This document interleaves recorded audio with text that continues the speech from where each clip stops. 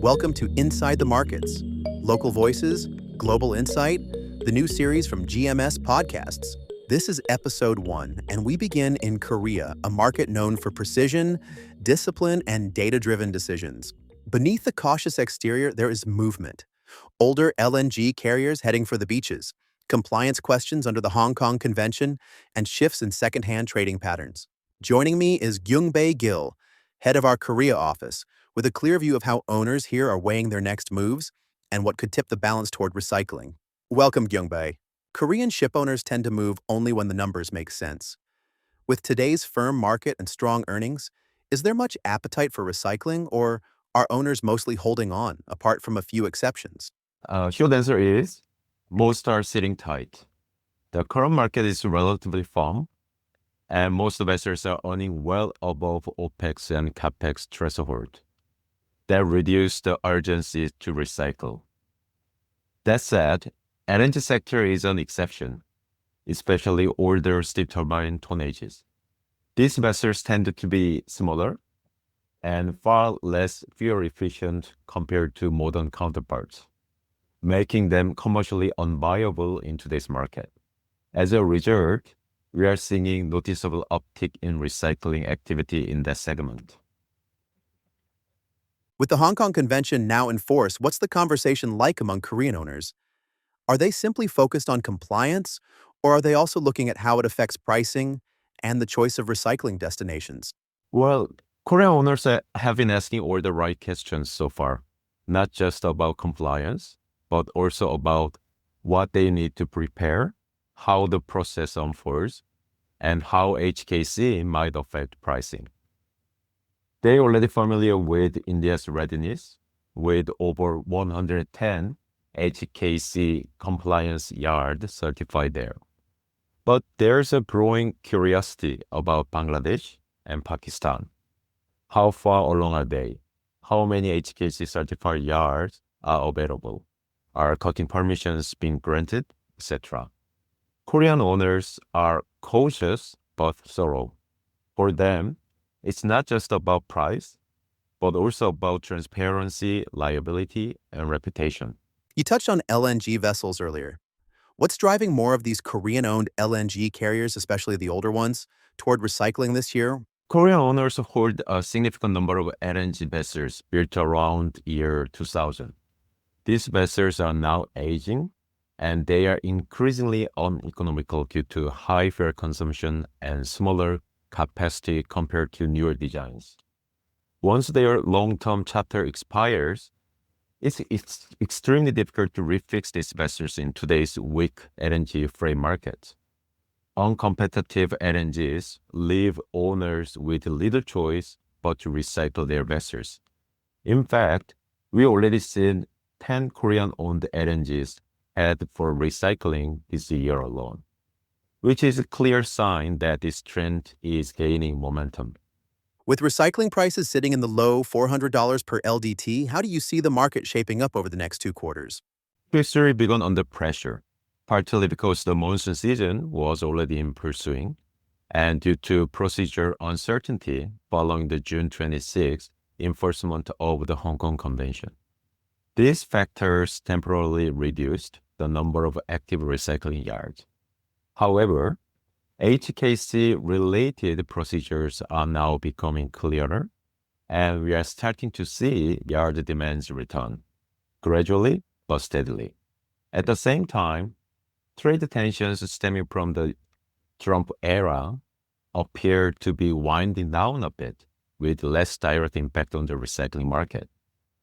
If vessel supply remains limited, as it has been, I cautiously expect the market to stable and potentially firm up heading into Q4. Turning to the second-hand market, Lila Global has been making more acquisitions recently. From the Korean market's perspective, how is that expansion being received? Lila Global's expansion in the second-hand market has been quite visible from here. Korea has always been a major shipping market, and we've seen Lila actively acquiring vessels from Korean owners, including Capes, Supramaxes, and several tankers so far. What's worked well is that Korean owners tended to value trust and long-term relationships, often preferring to deal with reliable counterparties repeatedly. Lilla has aligned well with the mindset, building a reputation here as a stable and professional buyer. Now that GMS and Lilla are active on both recycling and secondhand side, it opens the door to broader conversation with the owners, not just about end-of-life assets, but also fleet renewal. It's created more room for strategic collaboration than in the past. From where you sit, are there any types of vessels you'd advise Leela to steer clear of in the current market?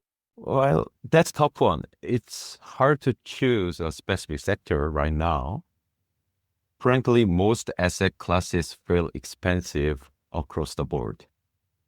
Current asset price look significantly inflated, both compared to 10-year historical averages and when measured against DCF valuations based on forward earnings.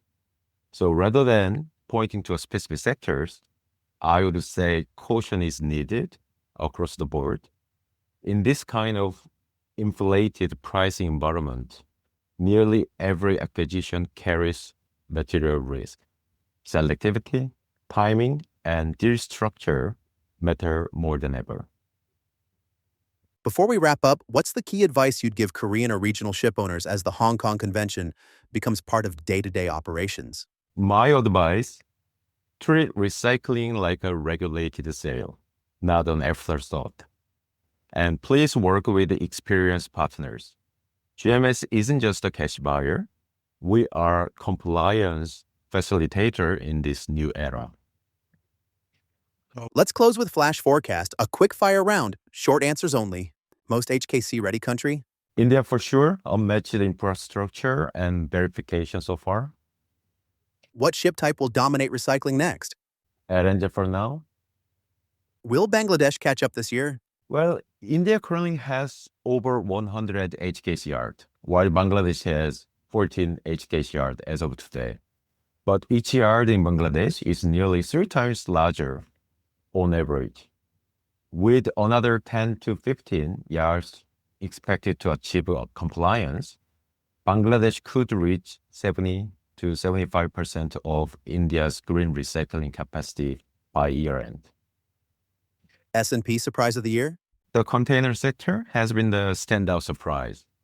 Not only have modern vessels held their value, but even older ships across all sizes, from large units to feeders, have remained remarkably strong. That concludes our look at Korea, a market where precision guides every decision. And LNG recycling is quietly building momentum. Many thanks to Gyungbae for sharing insight from the ground and helping us understand how Korean owners are approaching compliance, pricing, and secondhand opportunities. This is just the first stop in Inside the Markets. Local voices, global insight. Next, we head to Japan, and throughout the series, you'll hear perspectives from our country heads across the world's key maritime hubs.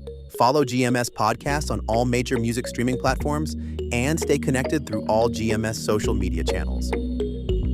Speak with GMS or Leela Global to plan your next recycling or acquisition with trusted market intelligence. Until next time, stay smart, stay compliant, and stay ahead.